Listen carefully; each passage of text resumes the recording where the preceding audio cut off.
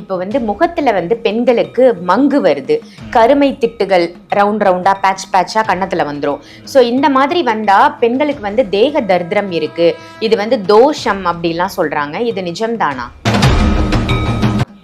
இதுல இந்த முகப்பகுதி அப்படின்னு நம்ம எடுத்துக்கிறோம் அப்படின்னா, நமக்கு சுவாதிஷ்டான சக்கரத்தினுடைய ரிஃப்ளெக்ஷன் தான் என்னவாக இருக்கும் அப்படின்னா முகத்தினுடைய பிரகாசமாக இருக்கும். அதாவது பொதுவா யாருடைய ஜாதகத்தில் சந்திரன் நீச்சம் அடைந்திருக்கிறாரோ, கிரக யுத்தத்தில் இருக்கிறாரோ, இவர்களால் எந்த உறவுகளோடும் ஒத்து செல்ல முடியாது. அதுல குறிப்பா செவ்வாய்க்கிழமை, சனிக்கிழமை, வியாழக்கிழமை, ஞாயிற்றுக்கிழமையும் இந்த நாட்கள்ல ருதுவான பெண்களுக்கு இந்த மாதிரி முகத்துல நிறைய பிரச்சனை இருக்கிறத நம்மளால கண்கூடாக பார்க்க முடியும். அப்போ எந்த விதமான ஆர்டிபிஷியல் கிரீமும் என்ன பண்ண வேண்டாம்னா நீங்க போட வேண்டாம். இத ஒரு 48 நாள் இந்த வருண முத்திரையை செஞ்சு பாருங்க. இது பெண்களுக்கு மிக அவசியமான ஒன்று. கொஞ்சம் அழகு கம்மியாயிடுச்சுனாலே ரொம்ப ஃபீலிங் ஆயிடும், என்னடா இது ஃபேஸ்ல இந்த மாதிரி டார்க்கா வருதுன்னுலாம் யோசிப்பாங்க. ஸோ அதற்கு உண்மையான காரணம், ஆழமான காரணம் இதுதான் அப்படிங்கிறது உங்களுடைய பதிவின் வாயிலாக தாண்டி இன்னொரு விஷயம் சொல்லிடுறேமா. ஆன்மீக பரிகார நேயர்கள் அனைவருக்கும் அன்பான வணக்கங்கள். இன்னைக்கு நம்ம யாரை சந்திக்க வந்திருக்கோம் அப்படின்னு பாத்தீங்கன்னா, அஸ்ட்ராலஜர், பிரணவ வாஸ்து நிபுணர் சிவகு சத்யசீலன் குருஜியை தான் சந்திக்க வந்திருக்கோம். வணக்கம் குருஜி. ஸ்ரீ குருப்பியோ நமஹா, ஸ்ரீ மாத்ரே நமஹா, ஓம் அகத்தி சாயி நமஹா. இறையடியார்கள் அனைவருக்கும் அன்பான வணக்கங்கள். வணக்கம்மா.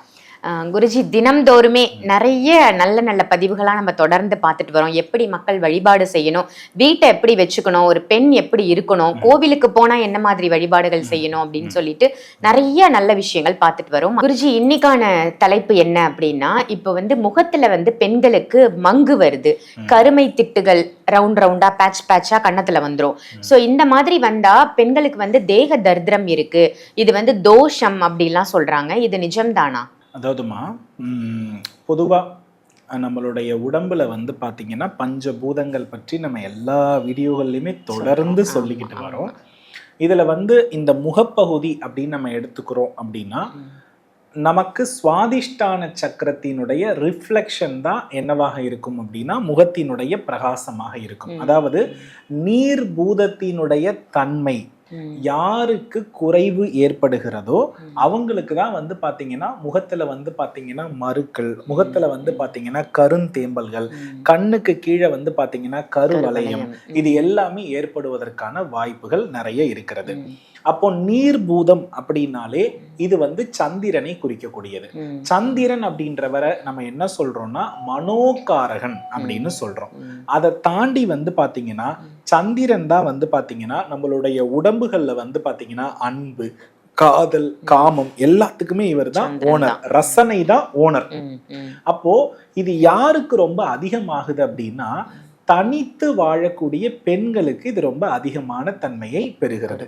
பொதுவா யாருடைய ஜாதகத்தில் சந்திரன் நீச்சம் அடைந்திருக்கிறாரோ, கிரக யுத்தத்தில் இருக்கிறாரோ, இவர்களால் எந்த உறவுகளோடும் ஒத்து செல்ல முடியாது. அதுல குறிப்பா கணவனிடத்திலிருந்து பெறக்கூடிய அன்பு இருக்கு தெரியுமா, அதுல ஏற்படக்கூடிய குறைபாடு தான் முகநோய்களாக மாறுகிறது. ஒரு பெண்ணுக்கு முகத்துல கருந்திட்டுகள், கரும்புள்ளிகள் இந்த மாதிரி ஏற்படுகிறது அப்படின்னாலே கணவருக்கும் அவங்களுக்கும் ஏதோ ஒரு பெரிய இஷ்யூ இருக்கிறதுன்றது அர்த்தம். வாழவே வேண்டாம் அப்படின்னு பிடிக்கலன்றதை தாண்டி ஏதோ ஒரு விஷயத்த ரொம்ப தாங்கி சாக்ரிஃபைஸ் பண்ண வேண்டிய ஒரு லைஃப் ஸ்டைல்ல அவங்க என்ன பண்ணிக்கிட்டு இருப்பாங்கன்னா இருந்துகிட்டு இருப்பாங்க. இத பொதுவா இதை நம்ம என்னன்னா வருண சாபம்னு சொல்லுவோம். வருண சாபம் அப்படின்னா என்னன்னா, நான் வெளிப்படையாவே சொல்றேன். இப்ப பொதுவா பாத்தீங்கன்னா சின்ன வயசுல மாதவிடாய் காலங்கள் நமக்கு அந்த அளவுக்கு பெருசா தெரியாது. அப்பா அம்மா தான் பெண்களுக்கு என்ன பண்ணணும்னா சொல்லி கொடுக்கணும். இப்போ இந்த மாதவிடாய் உதிரங்கள் பாத்தீங்கன்னா நேரடியாக ஒரு ஓடுகிற ஆறிலேயோ குளத்திலேயோ அல்லது தண்ணீரை பாத்தீங்கன்னா தண்ணீரில் தூய்மையற்ற ஒரு நிலையில இருக்கும் பொழுது, அல்லது அது சம்பந்தப்பட்ட காலங்கள்ல தன்னை ரொம்ப அசுத்தமாக பார்த்து கொள்ள வேண்டிய நிர்பந்தம். இப்ப தெய்வத்துக்கு கொஞ்சம் நம்ம பயப்படுவோம் இல்லையா? இப்போ மலம் கழித்து விட்டு நம்ம பூஜை அறைக்கு போக மாட்டோம். இப்போ மாதவிடாய் அப்படின்றது என்னன்னா உடம்புல இருக்கக்கூடிய தேங்கிய அழுக்குகள் வெளியேறக்கூடிய காலகட்டத்தை தான் நம்ம என்ன பண்றோம்னா மாதவிடாய்னு சொல்றோம். அதைத்தான் நம்மளால என்ன பண்ணக்கூடாதுன்னா அது ஒரு தீண்டத்தகாத ஒரு விஷயம். அன்னைக்கு கொஞ்சம் நம்ம ரெஸ்ட் எடுக்கணும், ஒரு ஓய்வா இருக்கணும்னு அப்பெல்லாம் என்ன பண்ணுவாங்கன்னா எதையுமே தனியா வச்சிருவாங்க. அப்போ இந்த காலகட்டத்துல நம்மை அறியாமல் சில தவறுகள் செய்கின்ற பட்சத்தில், சாஸ்திர சம்பிரதாயத்தை கொஞ்சம் மீறுகிற பட்சத்தில் இந்த இடத்துல அவங்களுக்கு என்ன ஆகும் அப்படின்னா தோஷங்கள் ஏற்படுவதற்கு வாய்ப்பு உண்டு. இது பெரும்பாலும் யாருக்கு வரும் அப்படின்னா செவ்வாய்க்கிழமை, சனிக்கிழமை, வியாழக்கிழமையில் ருதுவான பெண்களுக்கு நிறைய இருக்கும். செவ்வாய்க்கிழமை, சனிக்கிழமை, வியாழக்கிழமை, ஞாயிற்றுக்கிழமையும் இந்த நாட்கள்ல ருதுவான பெண்களுக்கு இந்த மாதிரி முகத்துல நிறைய பிரச்சனை இருக்கிறத நம்மளால கண்கூடாக பார்க்க முடியும். அப்போ வருண ஜபம்னு ஒரு ஜபம் இருக்கு. அந்த வருண ஜபத்தை தான் நம்ம வீட்டுல என்ன பண்ணுவோம்னா தீட்டுலாம் ஏற்பட்டா ஒரு கலசம் வச்சு புரோகிதர் வருவாங்க. புரோகிதர் வந்து பாத்தீங்கன்னா அதை தான் பண்ணிட்டு வீடு முழுக்க தீர்த்தம் வந்து தெளிச்சிட்டு போவாங்க. Yes, correct. அதை தான் நம்ம என்ன பண்றோம்னா நம்ம வீட்டுல ஏதாவது தீட்டு ஏற்படும் பொழுது அது நடக்கிறதுக்கான விஷயம். இந்த வருண ஜபத்தை வீட்டுல தொடர்ந்து பண்ணும் பொழுது நமக்கு பாசிட்டிவான ரிசல்ட் இருக்கும். அதை தாண்டி வருண முத்திரைன்னு ஒரு முத்திரை உண்டு. இந்த முத்திரை வந்து அதாவது இந்த பஞ்சபூதத்துல இது வந்து நெருப்பு, காற்று, இது வந்து ஆகாயம், நிலம், நீர். இப்போ இந்த நெருப்பை வச்சு நம்ம நீரை என்ன பண்ணணும்னா சமநிலைப்படுத்தணும். இதுக்கு பேரு தான் வருண முத்திரைன்னு பெயர். இந்த முத்திரையை நம்ம வந்து கரெக்டா இப்படி போட்டு அழுத்திடக்கூடாது, ரொம்ப லைட்டா பண்ணணும். இந்த வருண முத்திரையை வந்து காலையில வெறும் வயிற்றுல நம்ம செய்யும் பொழுது நம்மளுடைய முகத்துல இருக்கக்கூடிய மங்கு மறை அத்தனையும் நீங்கிறத நம்மளால கண் கூட பார்க்க முடியும். காரணம் அந்த சுவாதிஷ்டான சக்கரம் ரொம்ப வேகமா என்ன பண்ண ஆரம்பிக்கும்னா செயல்பட ஆரம்பிக்கும். எந்த விதமான ஆர்டிபிஷியல் கிரீமும் என்ன பண்ண வேண்டாம்னா நீங்க போட வேண்டாம். இத ஒரு 48 நாள் இந்த வருண முத்திரையை செஞ்சு பாருங்க. உங்க மனம் அவ்வளோ தெளிவா இருக்கும், உங்க பேச்சு அவ்வளவு தெளிவா இருக்கும், உங்களுக்கு கோபமே வரவே வராது.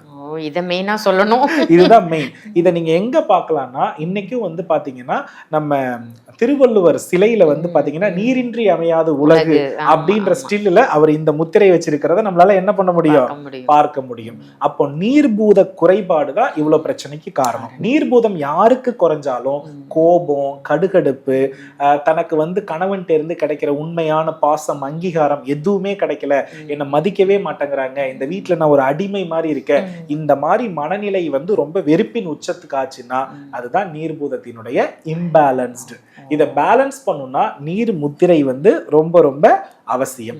இந்த முத்திரைக்குரிய கோவில் என்ன தெரியுமா?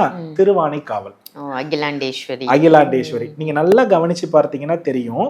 சந்திர பகவான் தான் நீருக்குரியவர்னு சொன்னேன், வருண ஜபத்திற்கு அவர் தான் அதிபதினு சொன்னேன்.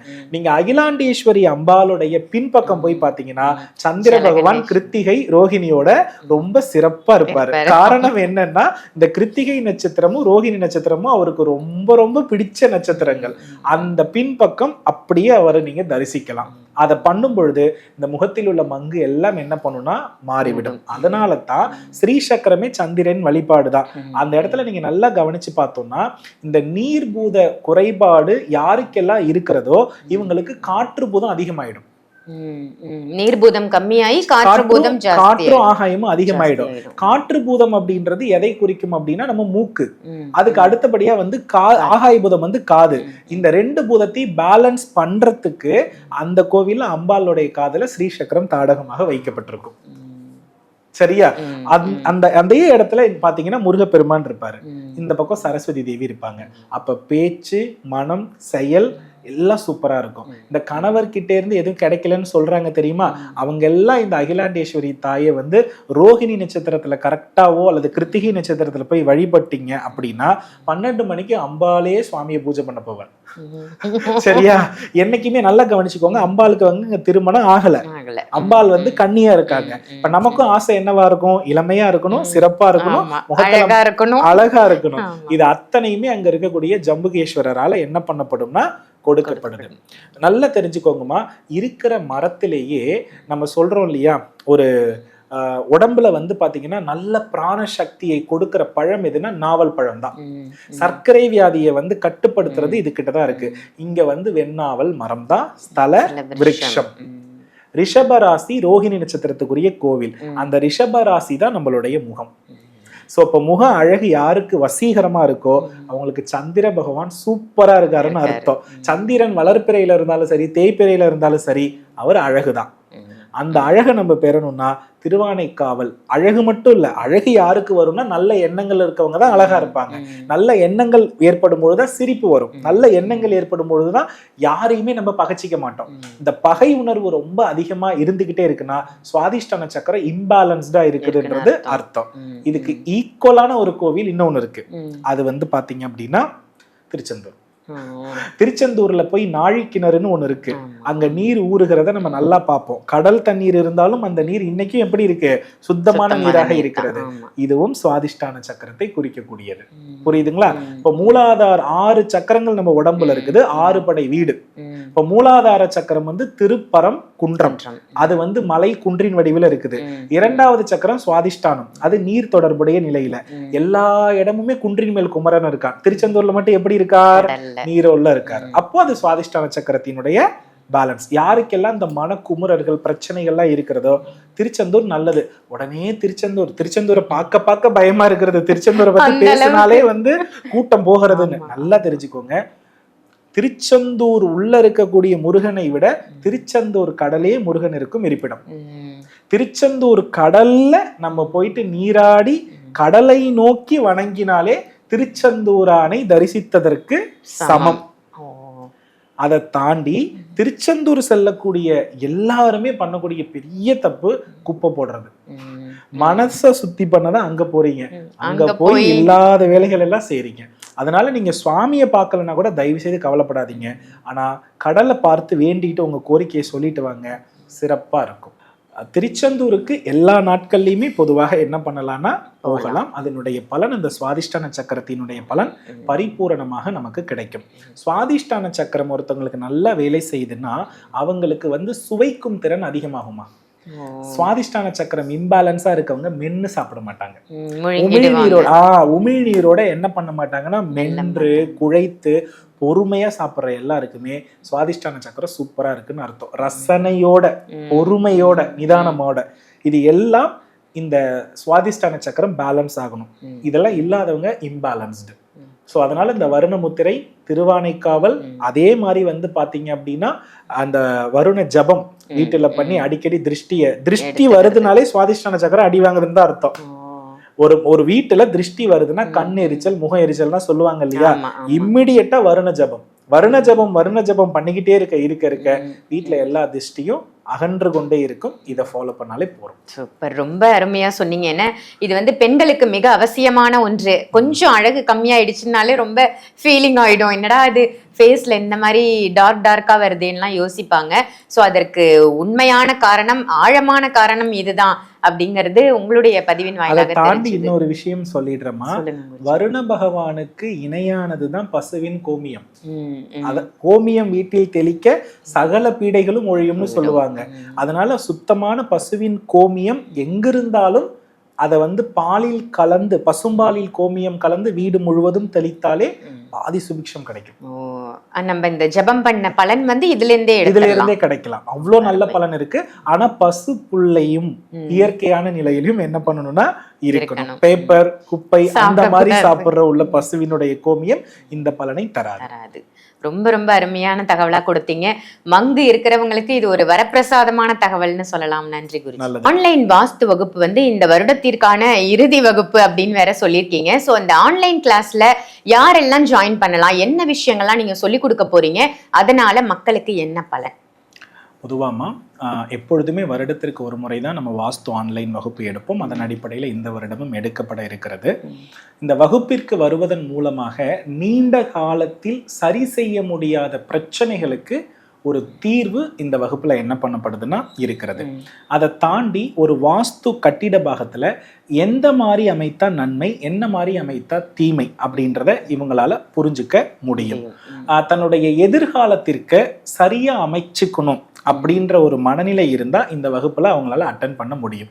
நம்ம வீடு எந்த அளவிற்கு பஞ்சபூதம் உயர்ந்திருக்கிறது குறைந்திருக்கிறதுன்றத பொறுத்து தான் நமக்கு அந்த பூதம் கொடுக்கிற நல்ல பலனை நம்மளால பெற முடியும். இப்ப உதாரணமா தென்கிழக்கு பகுதி அஃபெக்ட் ஆகிடுச்சுன்னா நீர்பூத தன்மைக்குரிய எந்த பலனும் நமக்கு கிடைக்காது. அதனால அந்த வீட்டு பெண்மணிகள் வருமானத்திலும் சரி மன உளைச்சலிலும் சரி சிக்கி தவிப்பார்கள் தென்கிழக்குல கழிவறை இருந்தா. அப்போ அதை சரி செய்யற வரையும் அந்த பலன் வந்து நம்மளால என்ன பண்ண முடியாது, அடைய முடியாது. இதை எளிமையான வழியில சரி பண்ணணும்னா ஒரு கொஞ்சமாவது பண தேவை இருந்தா தானே நடக்கும்.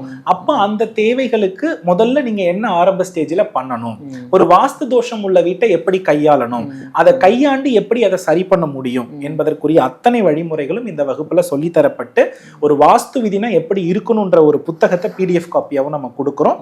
அதை ஃபாலோ பண்ணினாலே லைஃப்ல நிறைய சேஞ்சஸ் இருக்கும். நிச்சயமா. ஏன்னா எல்லாருமே லைஃப்ல வந்து இன்னும் மேல மேல முன்னேறணும் அப்படின்னு ஆசைப்படுவாங்க. அவங்க எல்லாருக்குமே பேசிக் வாஸ்து அப்படின்றது கட்டாயம் தெரிஞ்சிருக்க வேணும். அந்த வாய்ப்பை ஏற்படுத்தி கொடுத்ததற்கு நன்றி. நல்லதுமா. வெற்றிவேல் முருகா.